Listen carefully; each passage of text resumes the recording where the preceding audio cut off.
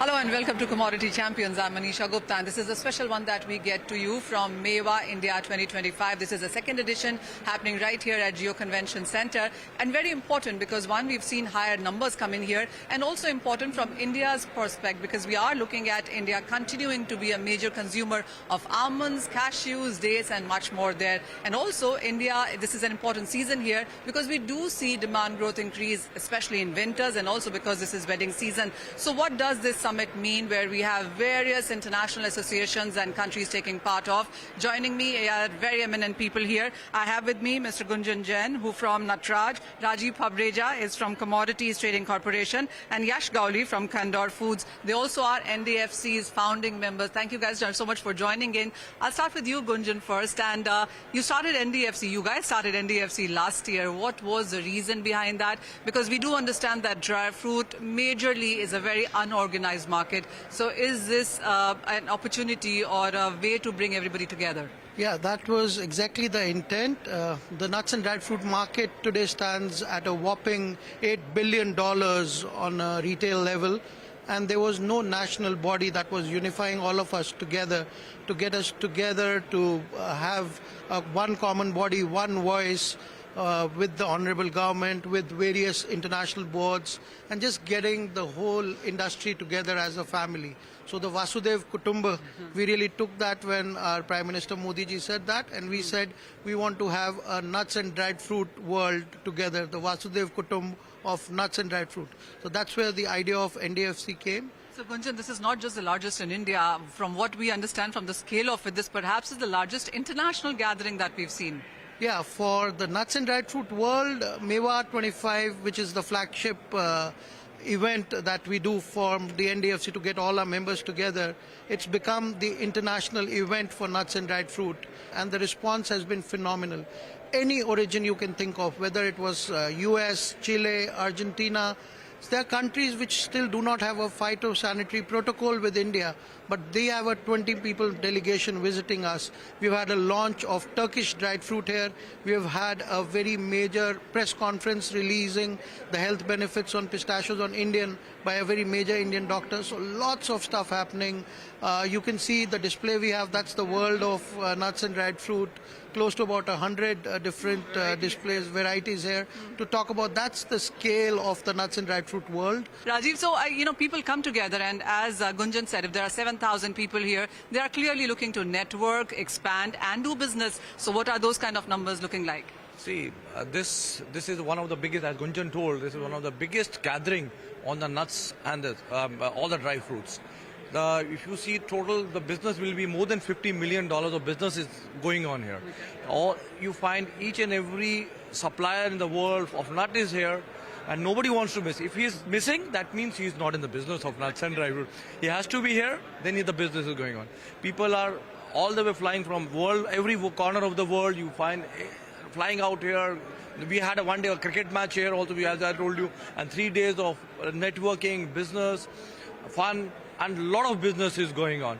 Yash, Make in India, as Gunjan pointed out, and that perhaps is the thing going forward from here. I want to understand the mathematics here. When you talk about Make in India, what is India doing right now? What are the kind of imports that we have? And what is the demand growth that India does see in sense of dry fruits?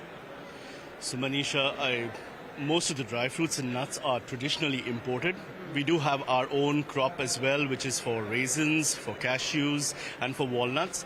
But for what India can consume, we don't grow as much, and that's one of our agendas at NDFC, that we're going to be promoting that along with support of the government, and trying to see our farmers and our cooperatives kind of getting together and growing these cash crops, and India is consuming, right? So, but traditionally, or I think we're more importing dates from the Middle East, importing nuts from Australia and California, and we import them in big numbers. So India, and for all of us in India, we've been traditional consumers of all the nuts and dry fruits on a daily basis. Yes, since we're talking about imports right now, and look at the global markets, and we're looking at tariffs, we're looking at currency being very, very volatile. How is the dry fruit as an industry reacting to all of this?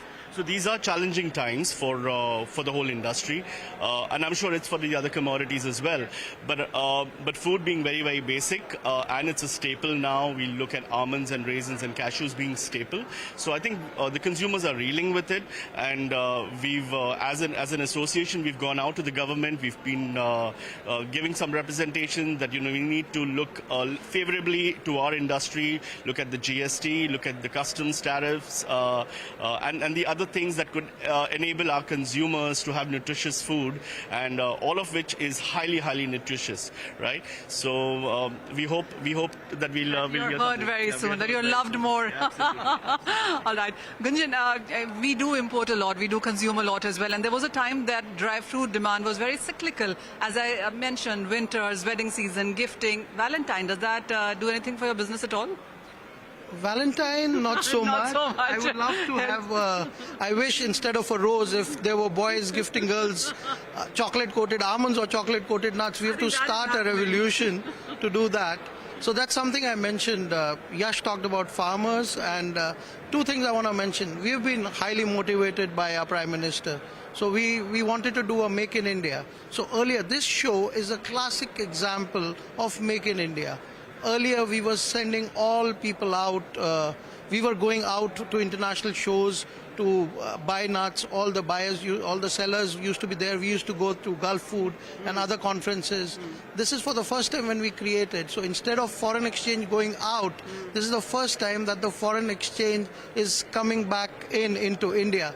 All the sponsorship. This show is 100% based on sponsorships from the various growers and grower organizations across the globe, because they wanted to come in India and have the visibility. If you'll see all the sponsor names, you'll see all foreign people sponsoring. So we've got a lot of foreign exchange into India. It's kind of a Make in India campaign where all of them are coming into India. There's tourism increasing. All the hotels are booked out. 7,000 people, a lot of them foreign visitors. So you can imagine all that in a small way. The nuts and dried fruit industry is adding to the Make in India dream of Modi ji. It sure is. Let me also come to you, Rajiv, then, and let's talk about the growth as well in sense of numbers. I remember talking to you last time, and you said it's increasing by 10, 15, 18% as well in sense of some dry fruits. How do you look at the vision now? How is 2025 looking to you as you meet all these people here? See, we think that actually the ratio will go on because it's a healthy nut. And I think again the 18%, I think the growth should be 15 to 18% minimum. It will not go down. People are, especially see this, the middle class is growing up, and now they prefer to have nuts.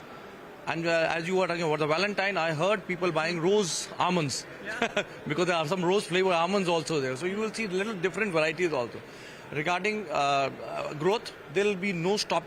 Everything is growing fast, and India will be soon in top every nut. Now we are in top 3 for 3 nuts. You will find everything in next 5 years. We will be topping in pistachios. We'll be talking, and other nuts are also coming up. Exotic nuts which were not coming to India, they are also in a big demand in India now.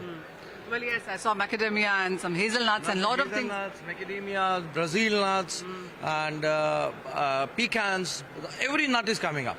And 2 days back, you will say that Shah Rukh Khan wife, that she did the promotion for the, she started eating pecan nuts. Oh yeah, oh well, that is happening. Yes, this one is to you then. And even as we are looking at various categories in the markets, we've seen dried fruits come into the business. Makhana, I was talking to Gunjan earlier, and there are big numbers continuing here. What categories would you say is surging, growing faster than the other when you look at within the space? Definitely the new nuts, since the base is so low, so you're going to see a much higher growth number there. But most of the categories across the board, depending on the supply and the crop size, we expect them to grow. Just the fact that there are so many visitors, growers, processors here in the room behind me, we're all here to do business, right? They want to sell it to India, and if the rates are good, we're going to buy more, and we're going to spread that out across our country.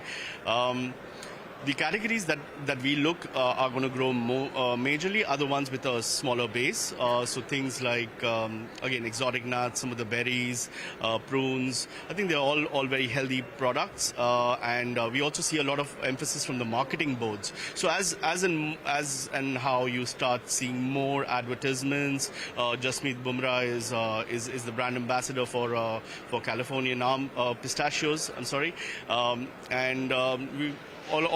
the young consumers are going to look up to all the sportsmen and the idols, and they're going to start consuming that. So I think we're going to see a lot more, growth coming in our industry, and we're very excited. Absolutely. So before we go to a break, Gunjan, a last question. And while Makhana board is on now, any other boards that the dry fruit industry is pushing for with the government now? Actually, the Nuts and Dried Fruit Council on its own will try to act as that bridge and be the kind of a quasi, I wouldn't say we want to be a board, but that's the thing. We want to represent the whole industry, look for growth, look for development. We are doing marketing efforts on our own.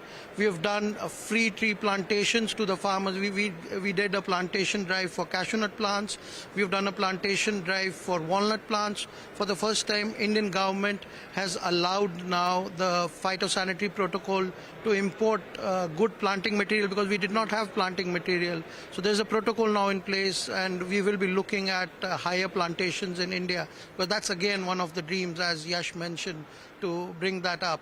So not a board as such, but these activities, if we can do marketing, we're starting to do small level marketing. Okay. What we would look forward to is maybe if the government can help, like in the international world, USDA for US, in fact, they give an equal kind of a budget, or like a reciprocal, like if the trade today adds a budget of, let's say, $100, they get a $100 grant, and that $200 then can be used to market, and that's what's happening for their growers and their crops.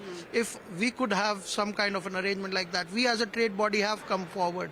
We will have the funds. We want to market the health benefits of these nature's health pills in India. So we would love to do that. Indian consumers need to eat more of nuts and dried fruit. Yes, so very excited team here we can see, and a lot of hopes and aspirations as well. Thank you guys so much for joining in, and with that we'll go for a very short break. But after this break we'll take you exactly inside the area and show you all of those dry fruits and talk to some more guests.